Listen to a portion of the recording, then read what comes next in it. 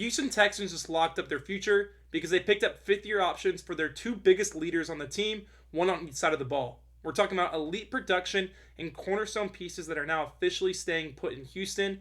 The Texans know what the Super Bowl window they have is right now, and they're trying to take full advantage. Welcome back to another episode of Texans Digest. I'm your host, Russell Raunam. And the Texans made two moves today, picking up fifth-year options of not only CJ Stroud, but Will Anderson as well. And while these aren't too surprising, it's nice to see the deals are getting done. While both these guys were drafted in the 2023 NFL Draft, CJ Stroud being second overall and Will Anderson being third overall, it only makes sense for these guys to each get their contract or their fifth-year option picked up on the same day as well.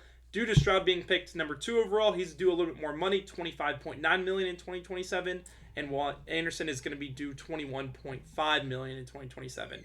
And this really kind of serves as a precursor as to what the future might hold for, at the very least, Will Anderson. We know that he is going to be due the biggest contract probably in Texans history, at the very least the highest on the defensive side of the ball for his position.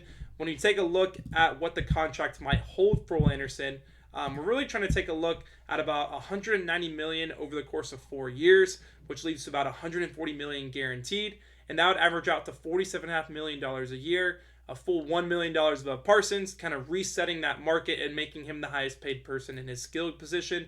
And this wouldn't take place until after the 2027 season. So we still have Will Anderson a year under contract for his rookie deal, and then that fifth-year option is, about half of what we'd be paying him after 2027. So you're still getting Will Anderson in at good value right now, especially this season.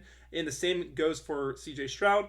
But I think the jury's still a little bit out on Stroud. We'll talk about him a little bit later in the video. But I really think that Will Anderson getting that massive contract extension is a no-brainer and will take place earlier or in the coming weeks of this offseason. Because when we take a look at his stats, it was really something that, he performs at an elite level. He had 12 sacks. He had 3 forced fumbles, 2 of those in which he recovered, and 64 total tackles.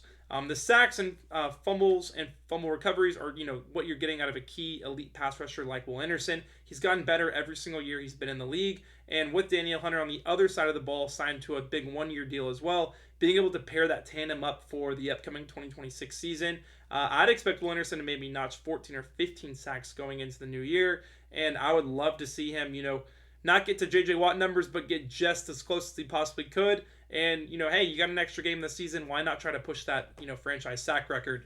I love to see this deal get inked in as soon as possible because, as we know, the, contracts are only going up and up because every single year the new cap salary is rising. And, the quicker you get this done, the quicker you get value in. The Chiefs did it a few years ago, Pat Mahomes signing him to a 10-year deal, which is expensive at the time of the signing, but now they're getting max value out of him. But before we get any further along in the video, I just want to say a quick thank you to our main sponsor of the video, PrizePicks. PrizePicks is America's #1 sports pick app that gives fans the opportunity to get right into the action. You can choose golf, basketball, football, baseball, esports, many more things to pick more or less on player projections and see if you can get a little bit extra money in your pocket. I have some picks for golf.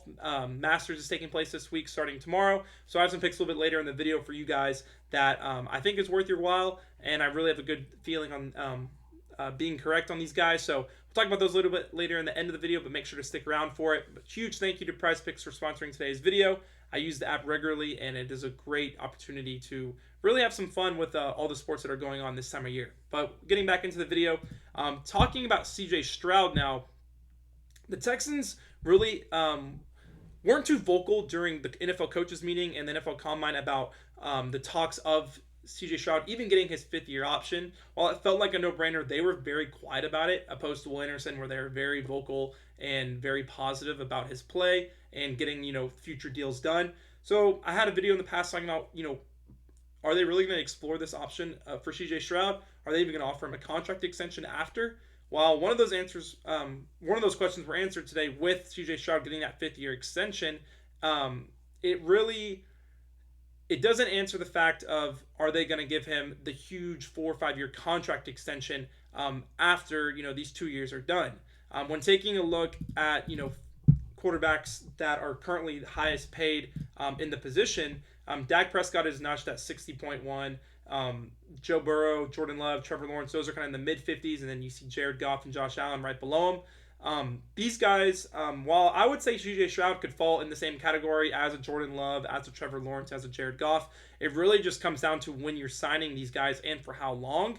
If we have CJ Stroud for the last year of his rookie deal in 2026, that fifth-year option is picked up in 2027, it wouldn't be looking to go in effect until the 2028 season, just like Will Anderson.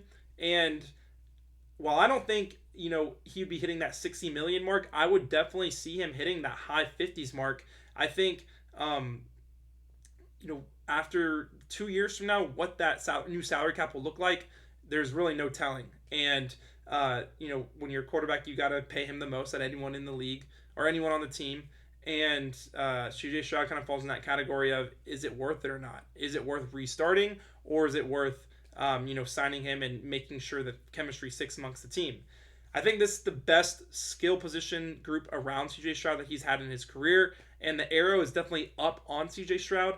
I would imagine the Texans are going to let this season play out, and then they're going to reevaluate him in the 2027 offseason, and really try to see, hey, look, are you the guy that we think we want to have, for the next 4 or 5 seasons, and really build around more. Not that they haven't built around him already, but it's big things you're signing up for, inking, a quarterback to $50+ million a year. And when we take a look at his stats, as they load here on the screen, he played 14 games last season, missing those 3 games due to the concussion. Had a little over 3,000 pass yards, 19 touchdowns, and 8 interceptions. All those numbers are modest. It doesn't really scream, top of the line quarterback money. I know he missed a few games, and he had, the yards and touchdowns you'd like to see go up just a tad. The interceptions, 8, it's not the worst. It's by no means bad, but he had 5 his rookie season, so you can get a little bit lower. And then as for the rush totals, he's averaged around 200 all 3 years in the NFL. So, you can get like a little third down scamper out of CJ Stroud for about, 12, 15 yards to extend the drive. But definitely, him focusing on, getting the ball down the field to Nico Collins, to Dalton Schultz, to Tank Dell, Xavier Hutchinson. He has, skill set around him. It's just, kind of making sure everything falls in place now. But I would love to know what you guys think. Is, signing Will Anderson to not only a contract extension, but maybe being the highest paid defensive player in the NFL, is that something you guys agree with? I'd love to see why yes or in for no.